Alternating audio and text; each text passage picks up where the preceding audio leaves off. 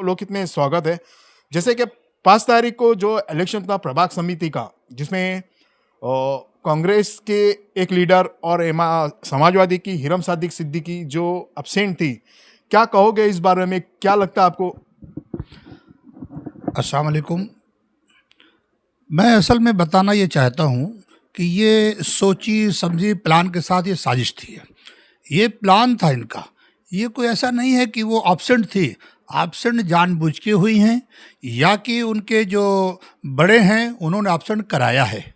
आज ये 201 number ward में 201 नंबर वार्ड की आवाम, जनता जिसे कहते हैं, बेहतरीन शानदार आवाम सिवड़ी वडाला क्रॉस रोड और पूरे सिवड़ी वडाला के लोगों ने भरोसा किया, इस कदर भरोसा किया कि एकजुट हो करके यहाँ तक कि आवाम तो छोड़िए, यहाँ के मौलाना अनीस साहब, इमाम साहब और यहाँ के इस पूरे वार्ड के जो मोतबर लोग कहते हैं, अपने आप को नामचीन लोग हैं, वो सब मिल करके हिरम सिद्दीकी साहिबा को जिताने की कोशिश किया पहले, फिर यकीन में बदल दिया उन्होंने, जिता करके लाए।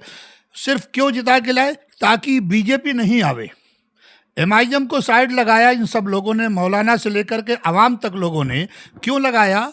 कि नहीं, बोले हिरम साजिद सिद्दीकी साहिबा जो हैं वो बेहतरीन काम करेंगी, खिदमत करेंगी और मुसलमानों के तरफ से रहबर बन करके आएंगी। वो तो बीजेपी के साथ सपोर्ट किया उन्होंने, ऑप्शन रह करके सपोर्ट किया। और सपोर्ट करने की क्या वजह है ये आवाम खुद समझ रही है। हम बताएं या उससे बेहतर है कि आवाम खुद समझ जावे। देखिए, जब ऑप्शन हुआ जाता है तो कोई ना कोई वजह होती है। ऐसा इशारा मिल रहा है हमें कि वो महाराष्ट्रन हैं वो, और वो वाकई में महाराष्ट्रन होने का हक उन्होंने अदा किया है। ये पुलिस की एक बेटी है वो, और साजिद सिद्दीकी साहब उनके शौहर हैं वो।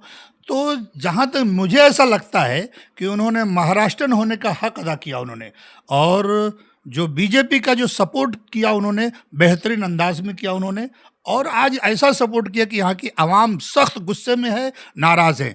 अब हम चाहते हैं और आवाम भी चाहती है, मैं खुद पर्सनल आपसे यानी कि हिरम सादिक सिद्दीकी साहिबा से मैं रूबरू होकर के यानी कि मीडिया के ज़रिए ये कहना चाहता हूँ कि वो इस चीज़ का जवाब दें कि आवाम के साथ धोखा उन्होंने क्यों किया।